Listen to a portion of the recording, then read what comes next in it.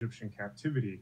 So when you look at the ancient world, there's really a flow of information. It's not so cut and dry. Even when you look at, for instance, India, it's very clear that, Indian gods migrated potentially from Egypt.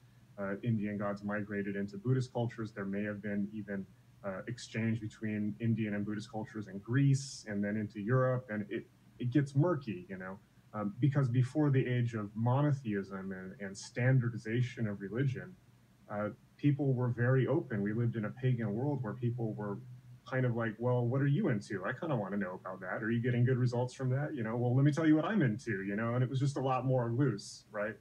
Very human in that way, and not totalizing and standardized. And in a lot of ways, that's what the world is becoming again now, thanks to the internet, which I think is a very positive development. So with John Dee, the only connection that I bring up to Sumeria is that the Sumerians had a very strong conception of a guardian spirit, which we might read as similar to the later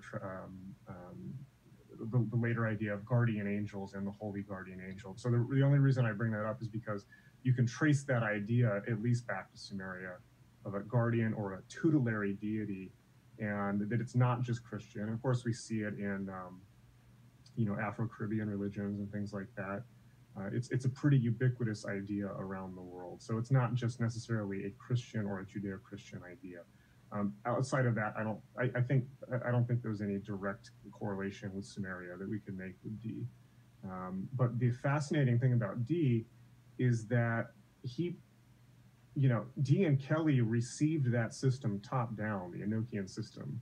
And that's one of the things that makes Enochian unique among magical systems, where it's not reconstructed, like when we look at a lot of modern magical systems, they're either created by somebody as a creative process, post-chaos magic or post-Crowley, or they're kind of a patchwork assemblage of different ideas in the case of the Golden Dawn, or they're an attempt at a reconstruction of a previous system that may or may not have actually ever really existed in that form. For instance, in the case of Norse neo-paganism, or some of these more neo-pagan reconstructionist movements, where whatever is being reconstructed is just a best guess as what it might have been like.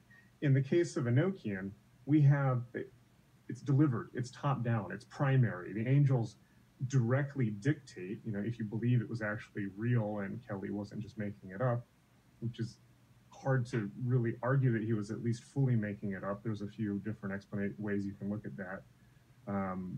But it was, at least in theory, at least allegedly, directly given by angels. And most of the Enochian sessions, which total over 1,000 pages of records and 7 years of scrying sessions in the 1580s, it was just John Dee, this alchemist in his 50s, and Edward Kelly, a psychic in his mid-20s, talking to angels, and the angels delivering them these intensely ornate and complex and beautiful schematics for making contact with higher reality.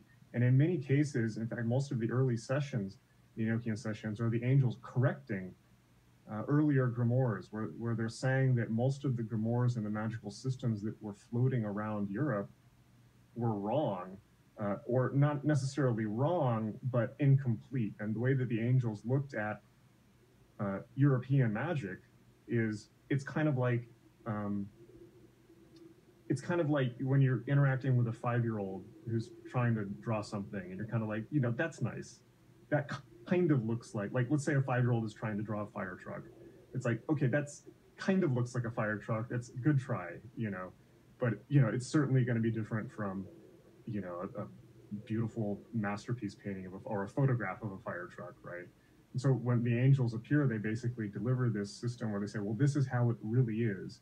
And all of the magic, quote unquote, that Europeans have been doing, or that has been inherited from Kabbalah or medieval Kabbalah, or the grimoires, things like that, or Neoplatonism, Hermeticism, they basically say, well, that's a very crude attempt by human beings to conceptualize the way in which God works. That's a crude attempt, but really it's only an echo. And even the Kabbalah itself, the Hebrew language and the Kabbalah itself, they say, are the echo, the decayed echo of the angelic language. And so basically what they're saying is, what they're giving Dean Kelly is the real deal. And I think for that reason alone, Enochian fascinates me far more than any other magical system, I would say. And also for that reason, it's probably good when studying Enochian not to mix it up too much by trying to correlate it with other systems. And that's something that's kind of a pit that the Golden Dawn fell into. Golden Dawn was certainly fascinating, but the Golden Dawn took Dean Kelly's work in the Enochian tablets and mixed it up with their conception of Hermetic Kabbalah. They mixed it up with tarot and Egyptian gods and all these different things. And they made a very beautiful system, but they made a system that was not what was originally delivered. And I think that recently in the last 10 years, 10, 15 years, there's been a lot of interest in recovering the original D system and treating it on its own merits.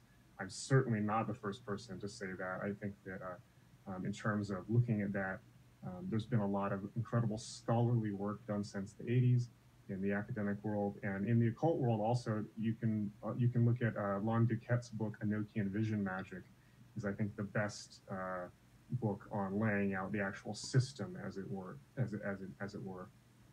system of Enochian magic. And I've hoped with John Dee and the Empire of Angels, my book that's coming out now, to make the definitive history of what it actually is and give the definitive context of what Enochian actually is. I think that we can only gain from that as modern magicians or modern people who are engaged in these practices, instead of making some of the certainly creative but not necessarily historically accurate assumptions of the Golden Dawn and other groups.